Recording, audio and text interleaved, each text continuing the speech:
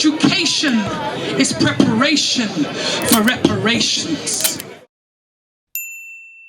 So can I ask if I think we'll start with, let's start with Gloria Daniel.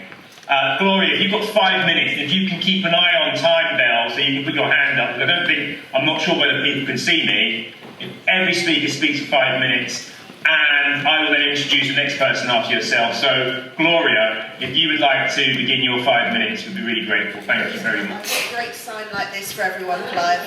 Really? I can't see anything. Oh, wait, I can see now, Bella. Hold on, yes, I can see you. Stop stealing my 5 minutes, please. Yes, 5 minutes as of... Okay. Thank you, Clive, and actually thank you so much to Belle for having me here. I really appreciate the opportunity to talk to you all. Thank you to the audience for having a listen to what I've got to say. Okay, I've got a prepared speech, so I keep it to the 5 minutes. My name is Gloria Daniel. My great-great-grandfather, John Isaac Daniel, was born in 1828 on a plantation in Barbados into chattel slavery. We know the plantation he was registered on after the Abolition of Act of 1834, but his mother and father are unknown to us.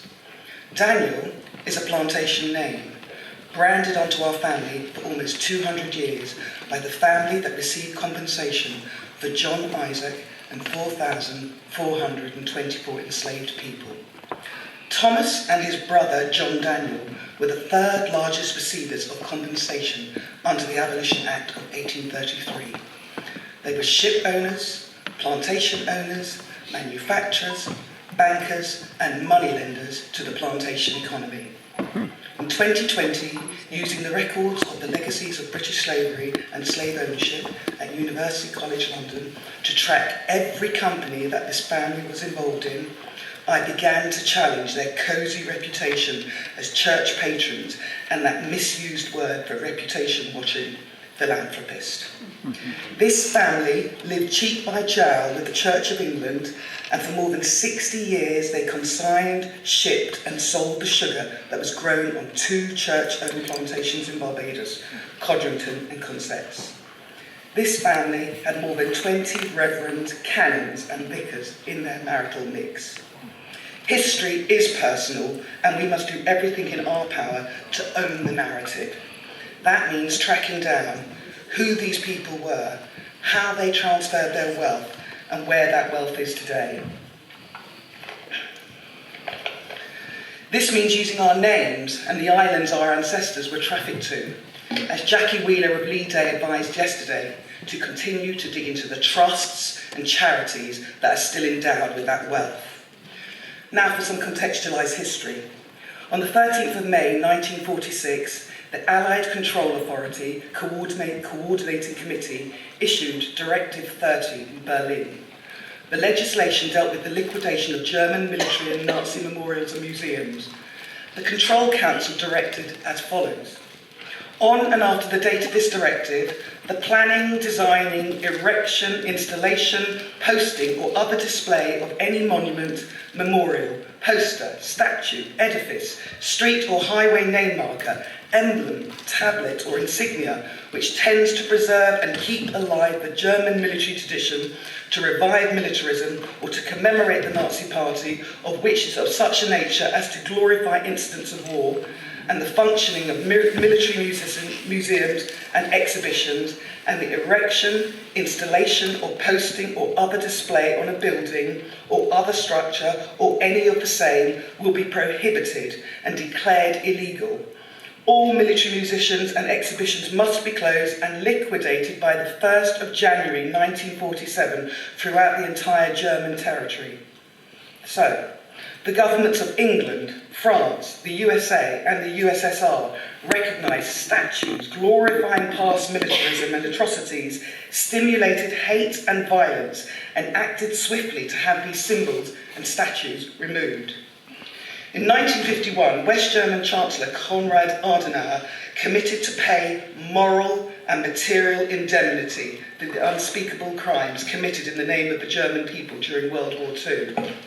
Afterwards, his government signed a set of reparations agreements with Israel and an umbrella group of advocates known as the Conferences on Jewish Material Claims Against Germany.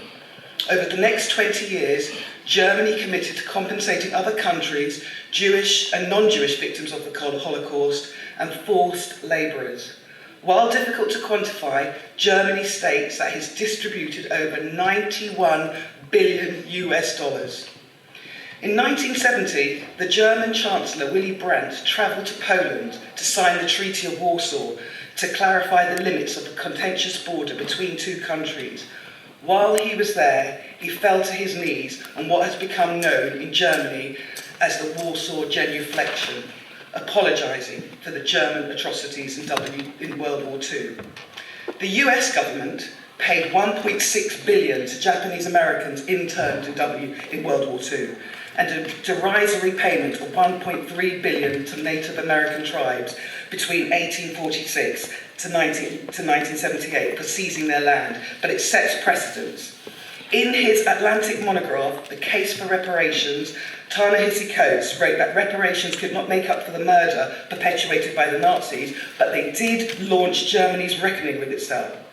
Stuart E. Eisenstadt, who negotiated Holocaust reparations with Germany on behalf of the US and Claims Conference, argued against slavery reparations in Politico in 2019, saying, "Reparations are complicated, contentious and messy and work best when the crime is recent and direct victims are still alive. Trying to repay descendants of slavery could end up causing more problem than reparations would seek to solve." This statement, written by a former US ambassador to the EU and professor of Jewish culture, beggars belief. Teach Plaques is a descendant-led initiative and stands for Transatlantic Trafficked Enslaved African Corrective Historical Plaques. Founded after the toppling of the Edward Colston statue, whose philanthropy was sung like a hymn by the church for over 200 years, I promised myself they could keep their statues, they could polish their brass plaques, they could shine their stained glass window. As the conversation tilts towards heirs of the perpetrators and what they deem appropriate for their forefathers' actions and from their inherited wealth, and armed with the names they branded us with, we are coming for your reputations, and by our names we will know you.